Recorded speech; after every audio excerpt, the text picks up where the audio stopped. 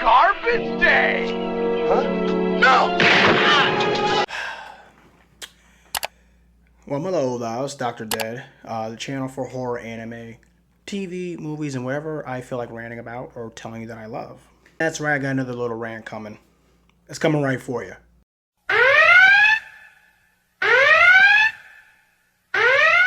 Now, have you ever wondered why Hollywood, Paramount, Disney, Fox, and any other forms of entertainment seem to obsess over nostalgia? Before I forget, Viacom, Cartoon Network, Universal, when will they actually maintain some decent new ideas?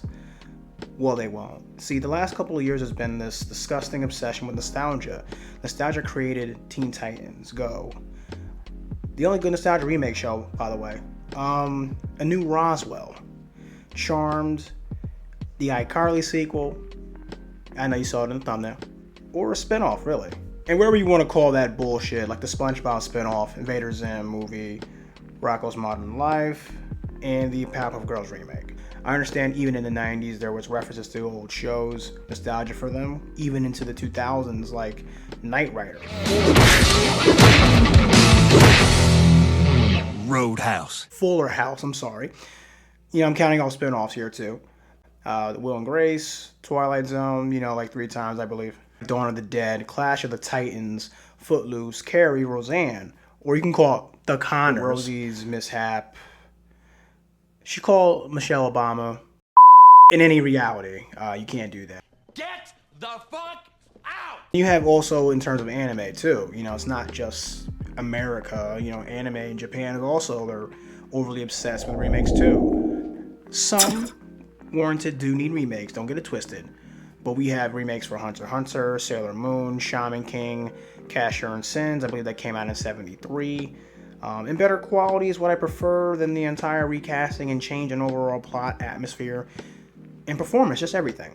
These things will constantly keep happening, so as long as you're in the viewer,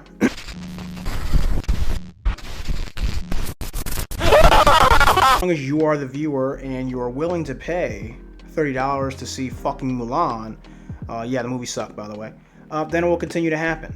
The only projects that should be seen or continue to be made, even spin-offs, are from shows with inconclusive endings. For instance, there's already discussions about a new Dexter. If you've seen the show Dexter, you already know it lasted well over 7 seasons, and it should have ended in season 4 when, you know, without spoiling too much, he lost very pivotal people in his life. There's a time and a place when you should get a remake, when the stories don't make any sense when they finished off due to, you know, TV show network rights and concerns, or they canceled your show like Family Matters without any explanation because, you know, we could just cancel it. No one's interested. Shut the fuck up. I'm sick of this shit. We also have very shitty continuous sequels. For instance, like the Fast and the Furious series. Seriously, what the fuck is this?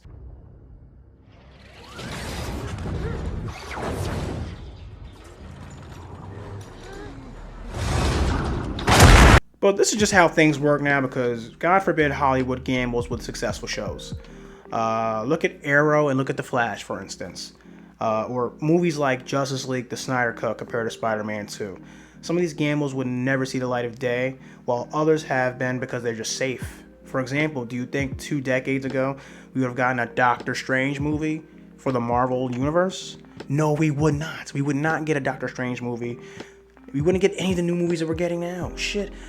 It's a surprise, but not really, that Scarlett Johansson actually got into a real legal debacle with Disney, and she hasn't even gotten her movie. Shit, Harley Quinn got a movie. And don't get me wrong, like, Robbie's a very good actor.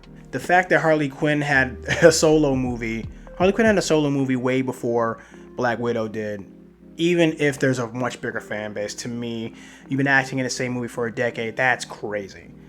James Gunn did a really good job with Guardians of the Galaxy, even the Suicide Squad movie recently, which I really got to rewatch. I really loved that movie, despite how strange it was. And because it's not political or documentary or another Purge sequel, yeah, they fucking made 40 fucking Purge movies. What the fuck?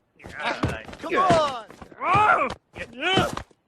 Bonnie, how do you keep getting back in? I'm a drunk. I don't know. We don't need any of that shit. If the bigwigs in Hollywood didn't drop most of these garbage movies, then we wouldn't even see anything. So it's almost like, yeah, we got to give you guys garbage. But if it has quality, we might show you that. We might show you a little bit, just a little bit. And then if the quality makes a lot of money, then we'll do it. But we can't gamble on that. We got to make a third comedy cliche movie, about how girls and boys date and they cheat on each other or whatever. Like, Hollywood really just gives a fuck about nostalgia. If it's not nostalgia, it's got to be bullshit. And if it's not bullshit, it's going to be a rehash of the same movie you've seen over and over and over again. Shut the fuck up. I'm sick of this shit. Either way, I just hope in the next decade, the 2020s, that this will change and we'll no longer have this over obsession of it. I do welcome spinoffs of shows for children that evolve with their audiences due to the fact that they gotten older, and these same said shows are giving you adult content. Like the iCarly spinoff, for example. You know what? I'm doing it. I'm going in. Come on. Oh, That is incredible. oh, so good.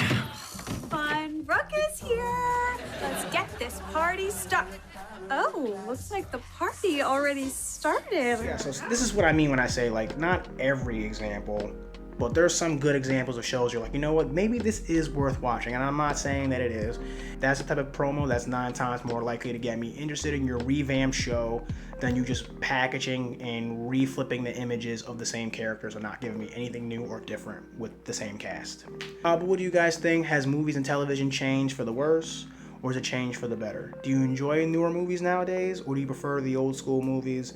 Movies like Dark Knight, movies like Silence of the Lambs, just movies that follow a certain narrative and a story that ties together, whether it be for drama, horror, or just any form of entertainment that's not just thrown in your face just to fit an agenda.